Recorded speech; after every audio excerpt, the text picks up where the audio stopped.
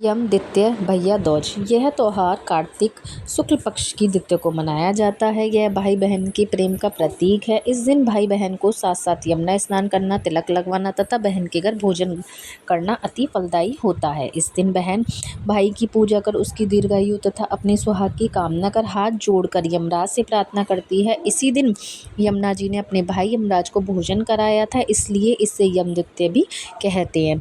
इस दिन श्रद्धा भाव से स्वर्ण वस्त्र, मुद्रा आदि बहन को देने चाहिए। कथा। सूर्य भगवान की स्त्री का नाम संज्ञा देवी था। इनकी 2 संतानें, पुत्र यमराज था, कन्या यमुना थी। संज्ञा रानी पति सूर्य की उद्दीप्त किरणों को न सह सकने के कारण उत्तरी ध्रुव प्रदेश में छाया बनकर रहने लगी। उसी छाया से तप्ती नदी तथा शनिश्चर का जन्म हुआ। इसी छाया से अश्विनी कुमारों का भी जन्म बताया जाता है, जो देवों के वेद माने जाते हैं। इधर छाया का यम तथा यमुना से बिमता सा व्यवहार होने लगा।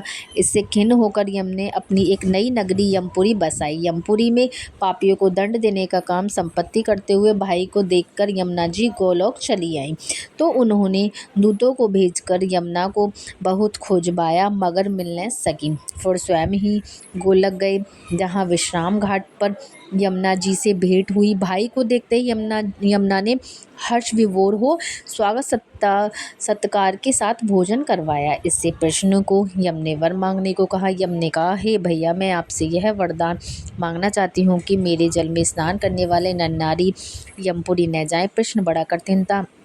यम के ऐसे वर देने से यमपुरी का अस्तित्व ही समाप्त हो जाता। अतः भाई को असमंजस में देखकर यमुना बोली, आप चिंता न करें, मुझे यह वरदान दे कि जो लोग आज के दिन बहन के यहाँ भोजन करके इस मथुरा नगरी स्थित विश्राम घाट पर स्नान करें, वह तुम्हारे लोक में जाएं।